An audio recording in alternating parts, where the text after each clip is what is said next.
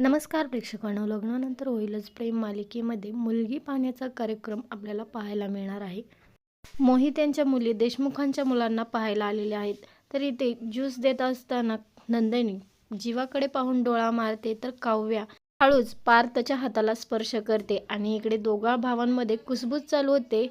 जीवा म्हणत असतो, बायका जरा जास्तच आगावेत, आणि पार्थ म्हणतो, हो, दोघी बहिणीच सख्या, त्यामुळे आगाव तर असणारच. आणि इथे हळूच त्यांच्या चेहऱ्यावरती हसू उमललेलं आहे.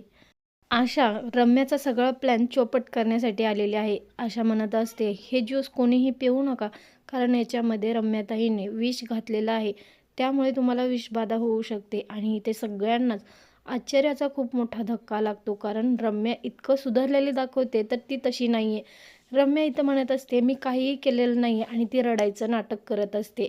आशा म्हणते, हवं तर तुम्ही रम्याताईची झडती घ्या आणि त्यांच्या खिशामध्ये एक छोटीशी बाटली सापडेल. आणि इथे नंदिनी रम्याची झडती घेते आणि खिशामध्ये एक छोटी बाटली सापडते. ते पाहून सगळ्यांनाच आश्चर्याचा धक्का बसलेला आहे. तर काय करावं या रम्याचं कोणालाच काही सुचत नाही.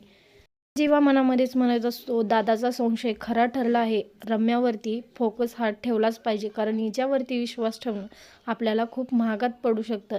तर इथं वसुंधराला सुद्धा खूप मोठा शॉक लागलेला आहे, कारण रम्या वसुंधराचं सुद्धा ऐकायला तयार नाहीये. पार्थच्या प्रेमामध्ये अगदी वेडी झालेली आहे. तर नंदिनी, काव्या, पार्थ आणि जीवा काय घरातले इतर सदस्य काय शिक्षा देतील रम्याला पाहायला विसरू नका.